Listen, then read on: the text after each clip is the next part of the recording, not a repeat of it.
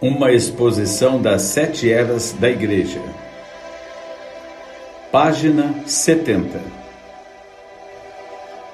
A queixa de Deus.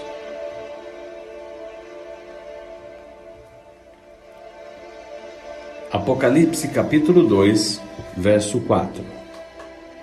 Tenho, porém, contra ti, que deixaste a tua primeira caridade.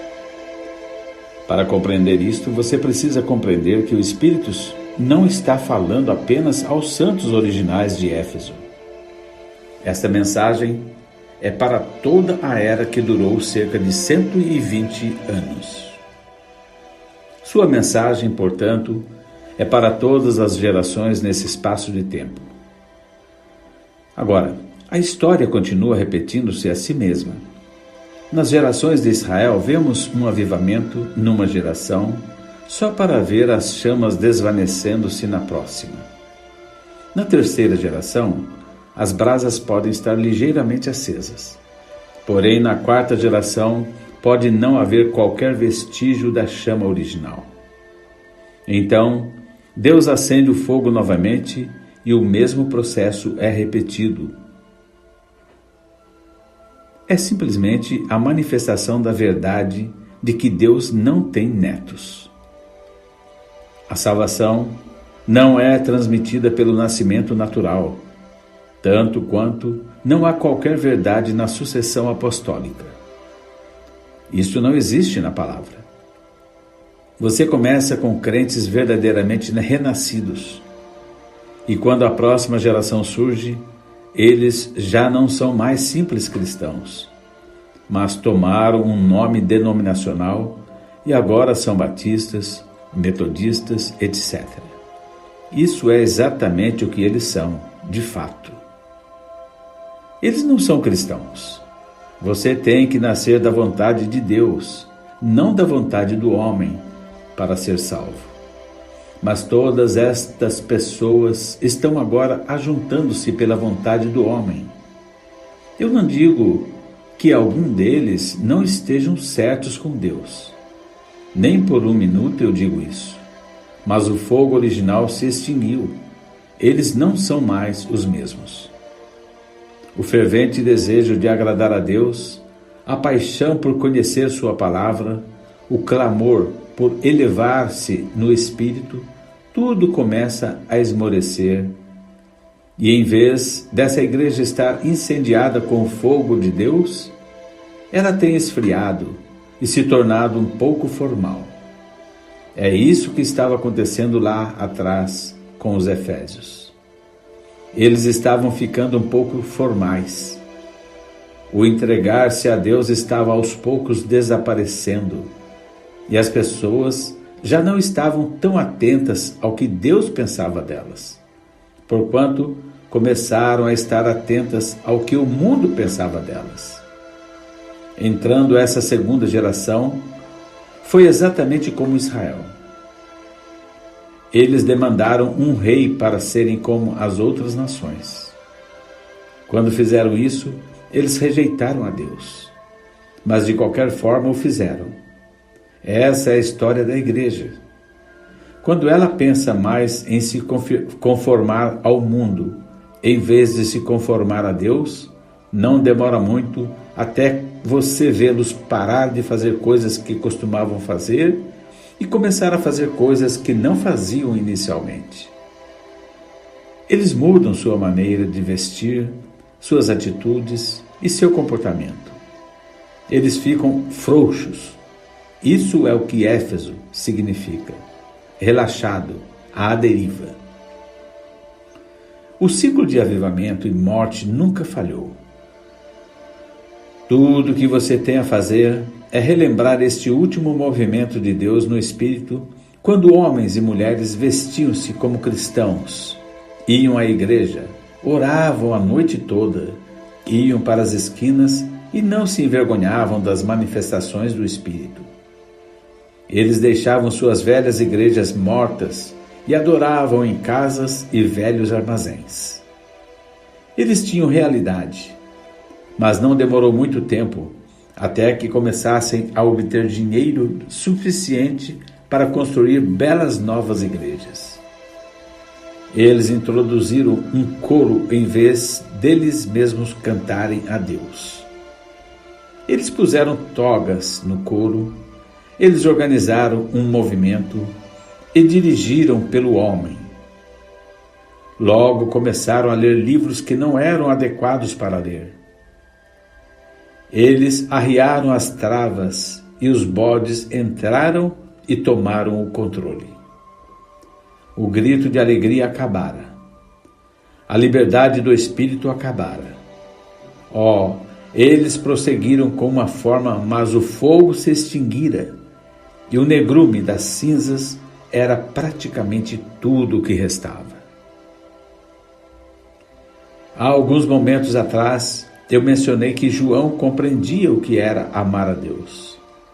Esse grande apóstolo do amor certamente veria quando a igreja começasse a perder aquele primeiro amor de Deus.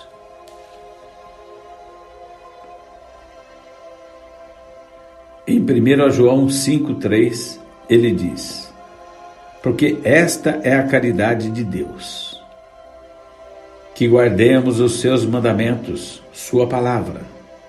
Um pequeno desvio dessa palavra era um passo para longe de Cristo. As pessoas dizem que amam a Deus, elas vão à igreja, até mesmo gritam e se regozijam e cantam e têm momentos de grandes emoções.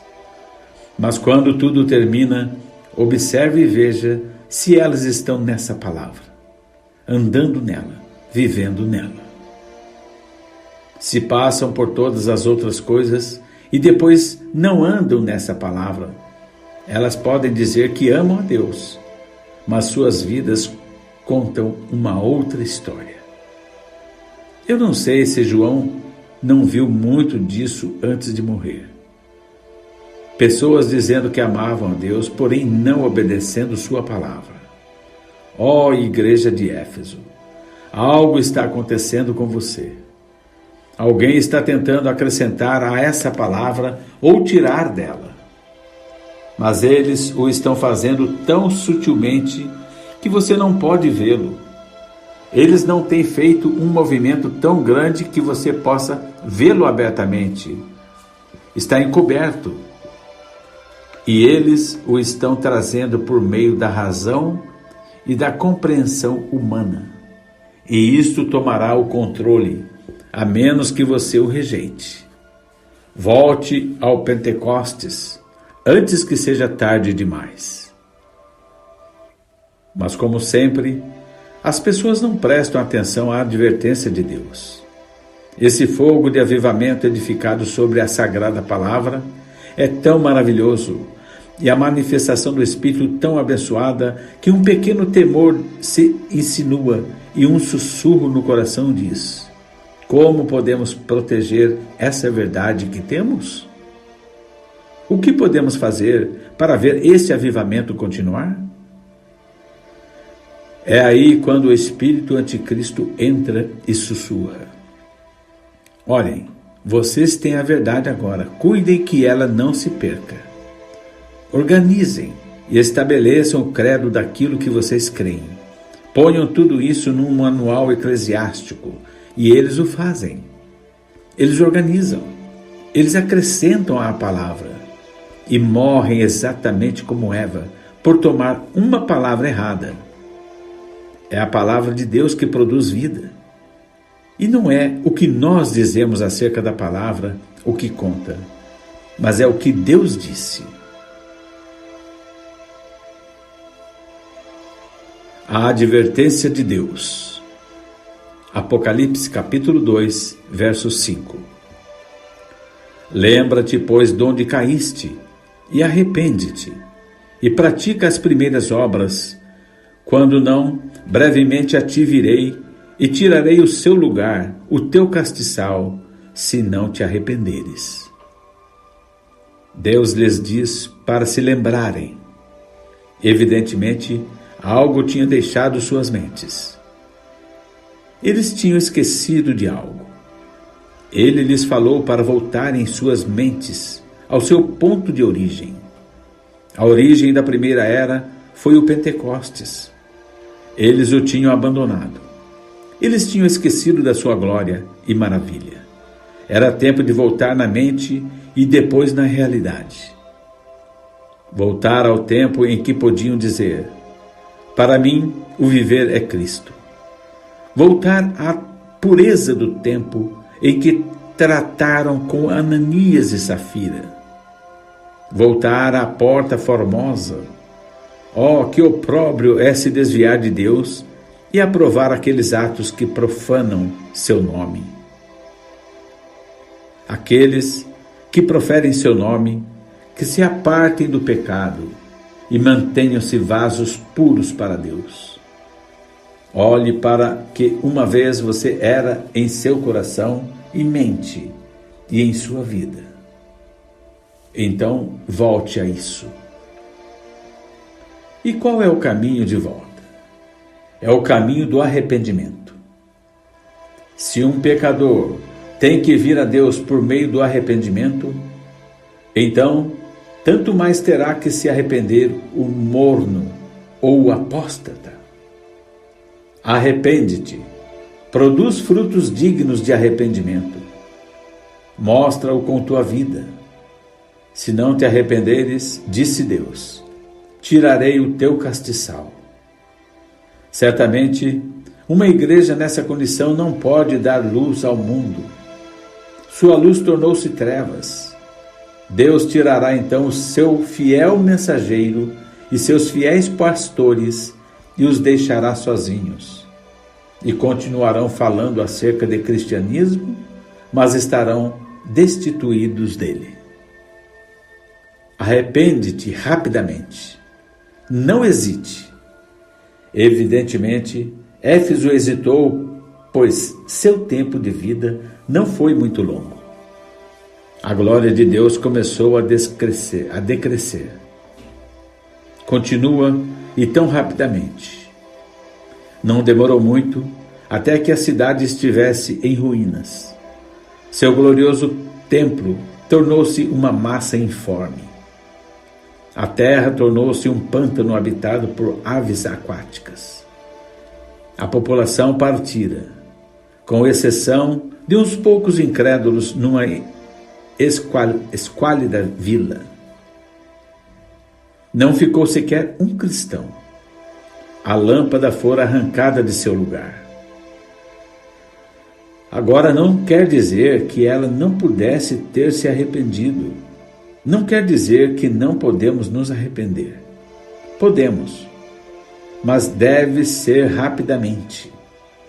Deve ser um verdadeiro clamor de coração a Deus em contrição, e então Deus restituirá. A glória virá novamente. A semente do nicolaítismo. Apocalipse capítulo 2, verso 6. Tens, porém, isto, que aborreces as obras dos nicolaítas, as quais eu também aborreço. Agora, há duas linhas de pensamento sobre o que eram os nicolaítas. É dito por alguns que eles eram um grupo de apóstatas que tinham como seu fundador Nicolau de Antioquia, um prosélito que tornara-se um dos 7 diáconos em Jerusalém. Eles tinham festas pagãs e eram os mais insensatos em seus comportamentos. Eles ensinavam que para dominar a sensualidade tinha-se que conhecer por experiência toda a sua amplitude primeiramente. Naturalmente, eles deram lugar a tal descontrole que sua degradação foi completa. Dessa forma, aplicaram a eles os 2 nomes do Velho Testamento que simbolizavam tais extravagâncias: Balaão e Jezabel. Visto que Balaão corrompera o povo e assim o conquistara, dizia-se que Nicolau fizera da mesma forma. Este grupo foi supostamente forçado a sair de Éfeso e encontrou um lugar de estabelecimento em Pérgamo. Mas o problema acerca desta crença é que ela não é verdadeira. Não há absolutamente nenhuma história para ela.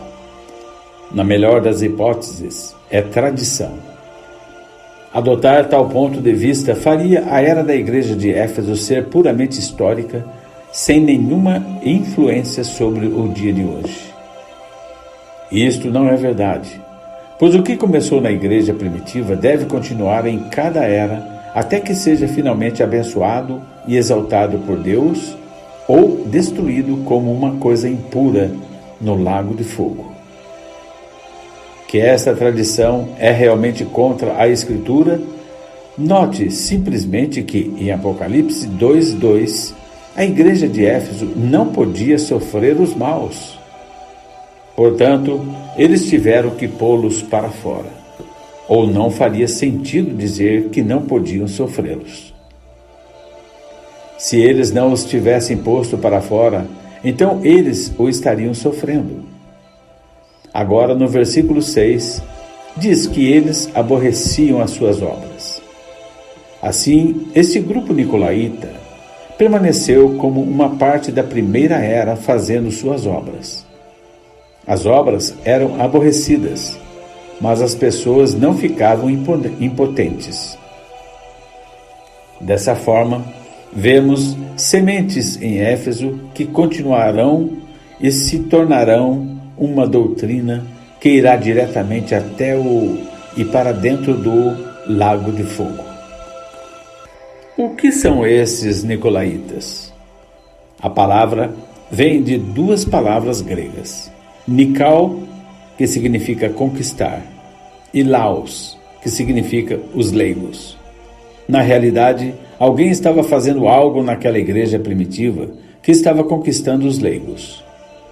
Se os leigos estavam sendo conquistados, então deve ter sido alguma autoridade lá fazendo isto.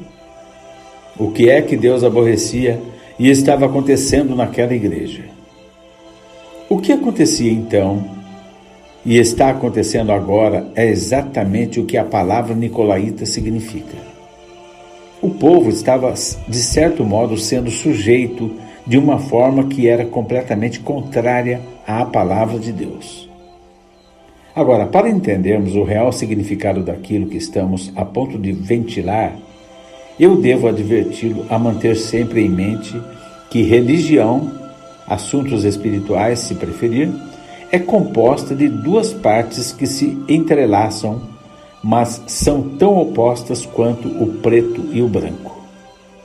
A religião e o mundo espiritual são formados dessas duas árvores que tiveram duas raízes no Éden. Tanto a árvore da vida como a árvore da ciência do bem e do mal estavam no meio do jardim e, sem dúvida, seus próprios ramos entrelaçavam-se uns com os outros. Assim, na igreja de Éfeso existe esse mesmo paradoxo. A igreja é constituída de bons e maus. Duas vinhas formam a igreja. Elas são como o trigo e o joio, crescendo lado a lado. Mas um é a verdadeira e a outra é a falsa. Ora, Deus falará com cada uma, e Ele falará acerca de cada uma. Ele as chamará de a igreja. E somente os escolhidos saberão realmente qual é o verdadeiro Espírito. Somente os escolhidos não serão enganados. Mateus 24:24. Porque surgirão falsos cristos e falsos profetas, e farão tão grandes sinais e prodígios que, se possível fora, enganariam até os escolhidos. Assim, lá atrás, na igreja primitiva, um período muito curto após o Pentecostes, a falsa vinha começou a se entrelaçar em torno da verdadeira vinha e encontramos estas obras dos nicolaítas. E esse espírito vai ser achado combatendo a verdadeira vinha até ser destruído por Deus. Você compreendeu agora? Muito bem. Agora, qual era o clima espiritual dessa igreja? Ela tinha deixado seu primeiro amor. Deixar o seu primeiro amor da palavra de Deus nos foi revelado como sendo a queda de sua origem, a qual foi o Pentecostes. Em linguagem clara Isso significa que esta igreja estava em perigo de ser retirada da liderança do Espírito Santo, o controle do Espírito. Foi exatamente isso que aconteceu depois que Moisés guiou Israel para fora do Egito. A maneira de Deus era guiá-los através da nuvem de fogo, da palavra profética, de milagres e sinais e prodígios dados por Deus. Isto é para ser realizado por homens selecionados por Deus, e ordenados por Deus, e equipados por Deus, e enviados por Deus, com todo o acampamento sendo dominado por um movimento do Espírito Santo. Eles se rebelaram e quiseram um conjunto de regras e credos para se guiarem. Depois, eles quiseram um rei. Depois, eles quiseram ser exatamente como o mundo e entraram em completa apostasia e esquecimento. É exatamente assim que a primeira era da igreja começou, e ficará gradativamente pior, até que o Espírito Santo seja completamente rejeitado e Deus precise destruir o povo. Veja como isso começou na igreja primitiva. Foi chamado de obras. Depois tornou-se uma doutrina. Tornou-se o padrão. Tornou-se o caminho inflexível. Finalmente, assumiu o controle e Deus foi lançado de lado. Aquilo começou tão pequeno, tão quietamente, tão inofensivamente. Parecia tão bom, parecia tão sadio. Então tomou domínio e, como uma jiboia, extraiu à força o próprio fôlego e matou toda a espiritualidade que havia na igreja. Essa falsa vinha é astuta. É como um anjo de luz até que se apodere de você. Agora, eu quero dizer que creio em liderança, mas não é em liderança de homens que eu creio. Eu creio na liderança do Espírito Santo vindo através da palavra. Eu também creio que Deus tem estabelecido homens na igreja que são dotados pelo Espírito, e eles manterão a igreja em ordem. Eu creio isso. Eu creio também que a igreja é governada por homens que Deus envia para tomar conta. Mas esse governo é pela palavra, de maneira que não são homens realmente governando, mas o Espírito de Deus, porque a palavra e o Espírito são um. Hebreus 13:7. Lembrai-vos dos vossos pastores, que vos falaram a palavra de Deus, a fé dos quais imitai, atentando para a sua maneira de viver. Mas veja o que estava acontecendo lá atrás. Aquela falsa vinha estava se apoderando e ensinando que o domínio pelo homem era correto. Ela ensinou que a igreja tinha que ser governada. Ela ensinou um controle sobre o povo, mas em vez de fazê-lo da maneira de Deus, eles simplesmente assumiram a autoridade e investiram todo o poder espiritual em suas próprias mãos e surgiram com um sacerdócio santo posto entre Deus e o povo. Eles voltaram diretamente ao antigo sistema aarônico. Eles tornaram-se anticristo, pois desfizeram-se da mediação dele e impuseram a sua própria. Deus aborreceu isso. Os efésios aborreceram isso, e qualquer verdadeiro crente também aborrecerá. Teríamos que ser completamente cegos para não enxergar essa mesma coisa operando do começo ao fim das eras, e agora mesmo está pior do que todas. O que foi isto? Foi organização. Isso separou o povo. O povo de Deus deve ser um. Por um Espírito são todos batizados em um corpo, e cada um deve ser movido pelo Espírito Santo, e cada um deve participar da adoração a Deus. Mas os homens queriam a preeminência, portanto, eles assumiram o controle, e bispos tornaram-se arcebispos.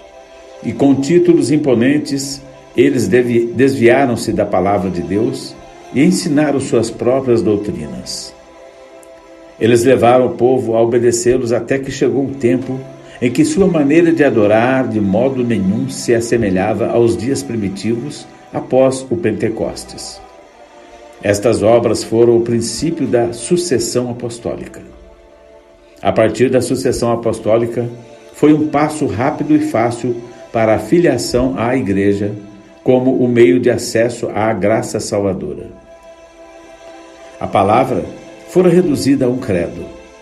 O anticristo, pelo seu espírito, estava predominando sobre a Igreja.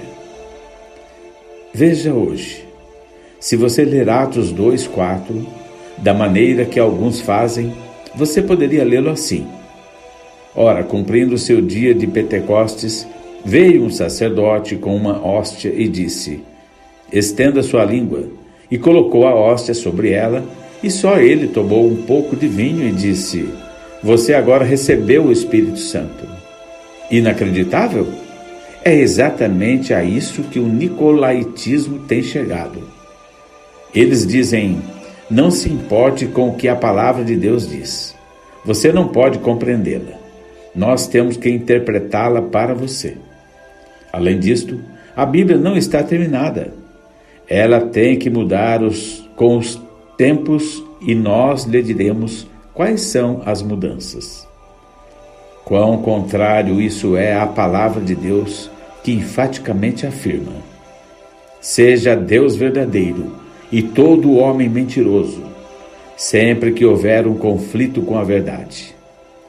O céu e a terra passarão, mas nenhuma palavra de Deus falhará. Dessa forma, o povo é guiado por pessoas que presumem ser o que não são.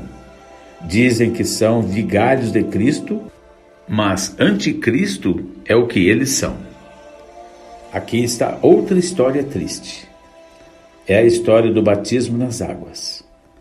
Nos dias de Jesus e após o Pentecostes, eles eram imersos em água. Ninguém pode negar isso. Homens instruídos dizem que tudo o que faziam era derramar água sobre eles, porque era fácil encontrar pequenos poços de água em muitos lugares. E quando eles derramam água sobre eles, o fazem no nome do Pai e do Filho e do Espírito Santo, como se esses títulos fossem verdadeiros nomes, e como se fossem 3 deuses, ao invés de apenas um. Mas fique nessa organização e tente pregar a verdade da imersão em nome do Senhor Jesus Cristo, e você será posto para fora. Você não poderia ser guiado por Deus e permanecer lá. É impossível. Ora, Paulo era um profeta ensinado pelo Espírito Santo. Se Paulo batizou no nome do Senhor Jesus Cristo e disse que qualquer um que fizesse diferente de sua pregação fosse anátema, então é hora de acordar e ver que a igreja já não é mais controlada pelo Espírito Santo, mas é controlada pelos nicolaítas. Atos 20, 27 a 30. Porque nunca deixei de vos anunciar todo o conselho de Deus. Olhai por vós e por todo o rebanho sobre que o Espírito Santo vos constituiu bispos, para apacentardes a igreja de Deus, que ele resgatou com seu próprio sangue. Porque eu sei isto, que depois da minha partida entrarão no meio de vós lobos cruéis, que não perdoarão ao rebanho, e que dentre vós mesmos se levantarão homens que falarão coisas perversas para atraírem os discípulos após si. Paulo viu isto vindo, porém ele os avisou acerca deste sacerdócio astuto que viria e assumiria o comando com suas falsas doutrinas. Ele sabia que eles implementariam uma forma de adoração que excluiria o povo de qualquer participação no ministério do Espírito Santo. E até mesmo hoje, entre aqueles que alegam ser livres e cheios do Espírito, não há muita liberdade nos leigos. E o melhor que podemos ver é uns poucos pregadores com pregação inspirada, enquanto o rebanho simplesmente senta-se lá e procura absorvê-la. E isto é um grande contraste com Paulo, que disse que, quando todos se ajuntassem, todos tivessem a direção do Espírito, e todos participassem da adoração espiritual. E a igreja corporativa nunca aprendeu esta lição da Escritura nem da história. Cada vez que Deus concede uma visitação do Espírito Santo e o povo se liberta, após algum tempo, eles se amarram diretamente de volta à própria coisa da qual saíram. Quando Lutero saiu do catolicismo, o povo permaneceu livre por um tempo. Mas quando ele morreu, as pessoas simplesmente organizaram o que achavam que ele cria, estabeleceram seus próprios credos e ideias e repudiaram qualquer um que dissesse o contrário ao que diziam. Eles voltaram diretamente ao catolicismo como uma forma um pouco diferente. E mesmo hoje, muitos luteranos estão prontos para trilhar todo o caminho de volta. Oh, sim, em Apocalipse 12, aquela velha prostituta tinha muitas filhas. Estas filhas são exatamente como a mãe.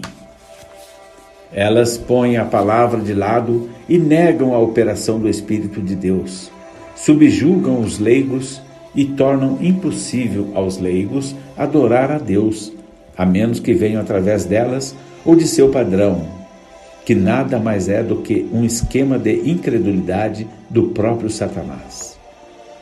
Onde estamos espiritualmente? Estamos num deserto de trevas. Quão distante temos nos afastado da primeira igreja. O Pentecostes não está à vista em nenhum lugar e a palavra não pode ser encontrada. A sucessão apostólica que hoje existe em abundância não é encontrada na palavra. É um expediente feito pelo homem. Ele ilegalmente põe de lado a verdade de que Deus, não o homem, tem estabelecido seus líderes na igreja.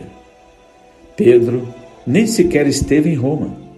Todavia, eles mentem e dizem que esteve. A história prova que ele não esteve. Há pessoas que leem a história, mas encolhem seus ombros e voltam a crer numa mentira. Onde você pode encontrar o vigário de Cristo na palavra? Ninguém toma seu lugar, todavia isto tem sido feito e as pessoas aceitam. Onde você pode encontrar que revelação adicional é aceita por Deus, especialmente revelação contrária à que já foi dada? Todavia, eles a aceitam e descansam nela. Onde você encontra um purgatório? Onde você encontra uma missa? Onde você encontra pagar dinheiro para sair do inferno? Não está na palavra, mas os homens puseram isto em seu próprio livro e assumiram através disto o controle das pessoas, governando-as pelo medo. Onde você encontra que o homem tem o poder de nos perdoar como se ele fosse Deus? Lobos cruéis. Não é suficientemente forte para descrevê-los. Nicolaítismo, organização, o homem sobre o homem.